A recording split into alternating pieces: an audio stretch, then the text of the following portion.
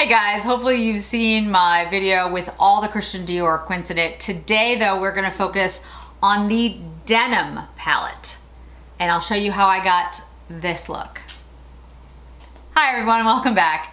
If you're new here, hi, my name is Jennifer. And today we are going to be playing with the Christian Dior Denim quint. Hopefully you saw the Christian Dior video that I did with all of the quints that I've picked up so far. I still have 2 on their way to me. This is the denim.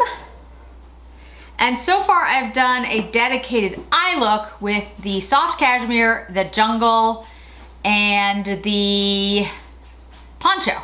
Sorry, it took me a second. I was like, which ones? So I'm working my way through the first 6 that I picked up. Like I said, I have another 2 on the way. There's actually another one that I want to pick up, but I'm trying to stop myself because I'm like, it's permanent, you can get it later.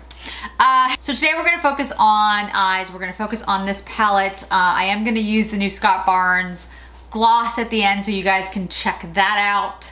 So let's go ahead and get started. Okay, so first, I apologize for my roots. My hair, I got it done 2 weeks ago. It's growing faster in quarantine. I don't know what's happening. Anyway, okay, so the denim. I swatched this for you guys in the video where I swatched everything, and I talked about how I didn't really have anything like it in my collection. And what I said is that I definitely had the shades, but they were in larger palettes, you know, part of like the Natasha Denona blue purple, or part of, you know, some of the Pat McGrath has some beautiful blues in it, etc., etc. But I didn't have a quad or quint that was exactly like it. And I showed you an older Dior quint that I thought was at least similar. What I didn't think of, because my brain is broken right now, because I am doing way too much, is that there's the Tom Ford, and I'm only comparing it to Tom Ford and Chanel, guys. I had a talk with myself about all the other things I could possibly compare it to. I have a lot of different brands. I have Dolce & Gabbana, and I have Charlotte Tilbury. There was a lot, and I was like, you know what? I have to narrow it down, because if I don't, literally, we'll never get through any of this. So this is the Moss Agate Shade and Illuminate palette. And if you guys have been with me a little while, you know that that was the palette that I was like dying for. And I finally got it, and I actually really, really like it. But I thought, you know what? Maybe it is close. So we are gonna swatch it. Okay, ready? Here's the denim, goes to this tannish shade here. And here's the Tom Ford Moss Agate. You gotta admit, guys, very strong similarities between those two, right? So the one thing that I would say is that, of course, the Tom Ford is a quad, this is a quint, so there are 5 shades.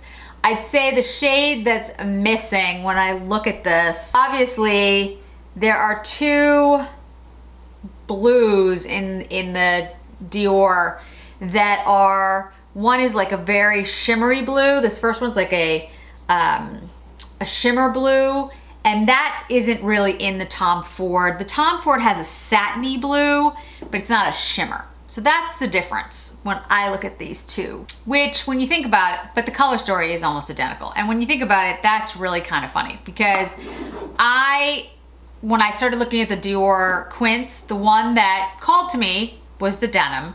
And this was the palette in the Shade and Illuminate Tom Ford that I really wanted, even though the face shades are too dark for me. So, you know, what I would say about that is, obviously I know what I like, and it's blue and green, and nothing wrong with that. I thought that was hilarious, because I was like, I don't have anything like this. And then I was like, wait a minute, Moss Agate is just like this. Yeah, anyway, let's go ahead and dive in. Okay, so I think we're gonna do, it's gonna be a little bit dramatic, because all of these shades are very, very pigmented. They're all satiny. It's not like one is just an overwhelming matte. The blue, this blue looks to me to be the most matte shade. None of them are really matte, guys. Okay, ooh, that's very blue. It's very pretty. You know, I was a teenager in the 80s. I am 48 now, so you guys can do the math. And I actually love a good blue eyeshadow. But what I'll tell you is back in the 80s, there wasn't a lot of subtlety. First of all, the makeup has come a long way.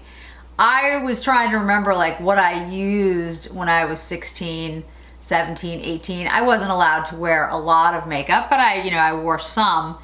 And it was mostly my mom's CoverGirl, or if I bought makeup, it was CoverGirl, because that was really what was available to me. I was not, shopping at Neiman Marcus when I was 16. My mom was not a big shopper. Actually, the person who kind of introduced me to more high-end was my Aunt Donna, who took me to Bloomingdale's. And she lived in Jersey, and when I would go visit her, she took me there. I'm gonna take the very deep blue over here. And so, I didn't have really access to like super high-end stuff. First of all, back then, if you were a teenager, that just wasn't really something. I mean, I guess some young people did, but you really at 16 to 18, you weren't buying luxury makeup. You were buying, drugstore makeup, and it was good. It's not like you couldn't come up with creative looks with that makeup, but it was just very different. The pigments, things were very pigmented, but they weren't as easy to blend. There weren't as many different shades of like eyeliner and lip liner, and you just didn't have all of the things that you have today. And of course, you also didn't have the internet. So, the looks that you were looking at, like I had Cosmo and Vogue, and I was one of those people who I could not wait until the September Vogue came out. Or the September magazines, fashion magazines, beauty magazines. I would get every single one and pore over the pictures and the ads and figure out, the looks and all of that. I, of course, I do still love the September editions of all the magazines, and look at what the beauty trends are and what the shades are going to be and what the color stories are. I still love that stuff. But in the 80s, everything was over the top. Everything was really colorful, and it was just a very different time. So although there was blue eyeshadow and blue eyeliner and blue mascara, it wasn't the looks weren't, in my opinion, as subtle as they can be now. So you can take a blue, and this is going to be very blue, but still make it a look that you could do every day. You just have to, blend a lot and get good quality. I've actually been thinking about that because, the one thing I've always loved is what they consider the back to school fashion. You go in August and September and you start getting the fall line and the new shades and what the new color stories are going to be. Obviously, this year is going to be different. I think I'll go into this lighter, like teal shade here. Well, that's very pigmented, very pretty. I'm just sort of pressing it.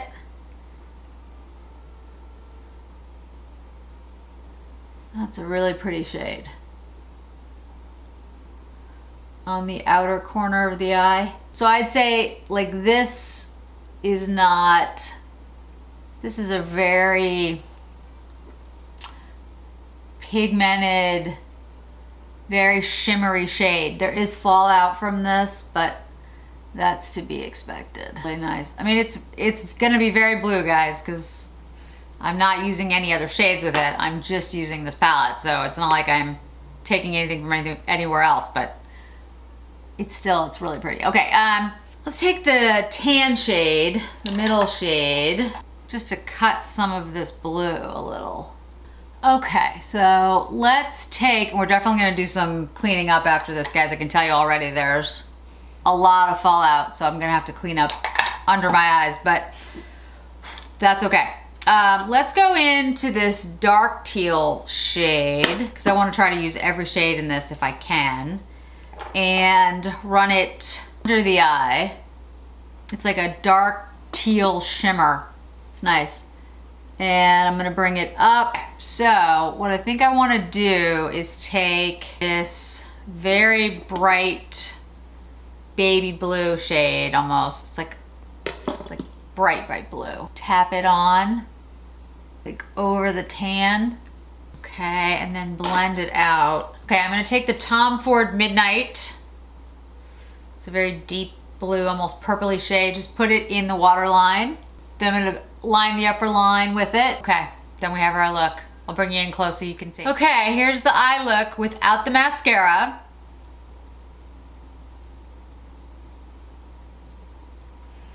Let me curl my lashes, put on mascara.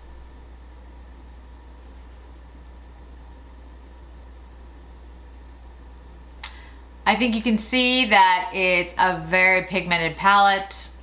You could do a very dramatic look with it very easily. I actually don't think this is that dramatic. I think you could do something even more dramatic. This might be a little much for a lot of us for daytime. You know, you could tone this down quite a bit, but you could also make this much more dramatic by just putting like the deep blue all over the lid and making it really intense. I wanted to try to use all the shades in the quint, so that's why I didn't do that, because I wanted to be able to use the tan as well. I just think it's beautiful. All the quints have performed beautifully so far, guys, I have to say. So, you know, and I didn't mention this in the videos themselves, but I am using the Dior mascara that I picked up, the Overcurl, I think it's called, the Iconic Overcurl mascara. It's an extremely good mascara, and you can get a dramatic look. Excuse me, you can get a dramatic look very, very quickly. So, you know, you guys let me know which one you like best. I think I'm still leaning towards soft cashmere because I just really liked the overall all-around ability to use it, but Jungle was pretty gorgeous. This is pretty nice. This is pretty beautiful, I will admit. The poncho was really pretty. The poncho is definitely the most subdued and delicate of the four that I've used so far. This is probably, I think this is a little bit more pigmented than Jungle. They're very close though. I would pick Jungle first because I love green, but blue is a very close second. So I don't know. I guess Jungle would be first if I'm doing a colorful look, because I would go for the greens. But in terms of formula, pigment, it's excellent. All right, so let's go ahead. I'm gonna use the Scott Barnes Flossy Glossy in Coins.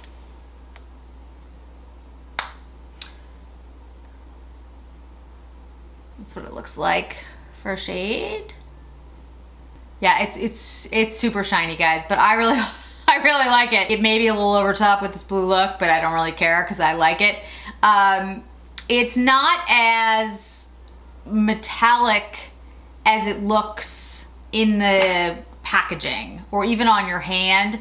I think you can see it's a very, very super glossy look, but it's not so metallic that it's gonna be something you couldn't wear. I think it actually is really pretty and almost kind of a neutral. So like all the Christian Dior palettes, it's beautiful. I think the shades are gorgeous. I think the formula is excellent. You know, blended out super easily. Whether or not you want to pick this particular quint up is dependent upon whether you like blue, because it's blue. There is no question, if you're buying this quint, you are getting a super blue look. I mean, that is the point of it. I would tell you though that some of the shades, like this shade right here, is super, super shimmery, and it's almost got like a tealness to it. It's really beautiful. I actually can't wait to just try to do that like all over my eye, and maybe even sheer it out a little bit. I think it's gonna be beautiful. I love these types of shades, blues, greens. So for me, you know, right up my alley. If you're not a blue person, I would not I would not pick it up. I would pick up one of the other quints that I've already done 3. This is the 4th. The ones that I have left to do are Grand Ball and Black Bow. And Grand Ball is the one that has like a very dark brown, and the rest almost look like toppers. So we'll see how that is.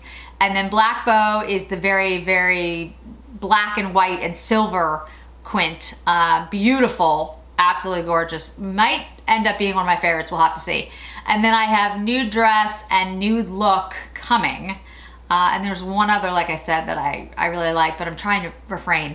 Because the thing you have to understand is also Dior has a number of other quints that are limited edition that are available on the Dior site that are actually beautiful color stories as well that I was thinking about picking up. They're gonna have holiday. I mean, here's the thing. There's always a new product. There's always a new quad, quint, palette, whatever.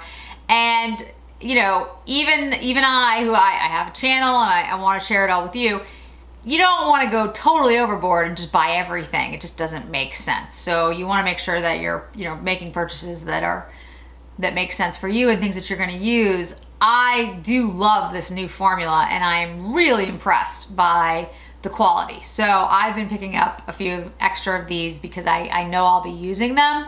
But I would say I would just, you know, so far the quality is the same on all of them. So I would decide on the color stories that you like and pick up those. That's just my advice. So that's it, guys. The gloss is glossy and shiny and sticky, but beautiful. The shadows, I absolutely love them. Like I said, Tom Ford Moss Agate Shade and Illuminate palette. It's pretty much a dupe for it. Doesn't have that really shimmer shade like this one does, but if you like Tom Ford better and you want the face shades to go with it, it has a contour and a highlighter in it. I will tell you the contour and highlighter are way too dark for my skin tone. I'm actually using them more on my eyes than anything else, so keep that in mind if you are pale skinned. And I think that's it. More to come, obviously. Thanks so much for joining me today, guys. I really appreciate it. Hit like, hit subscribe, and I'll see you in another video really soon. Bye-bye.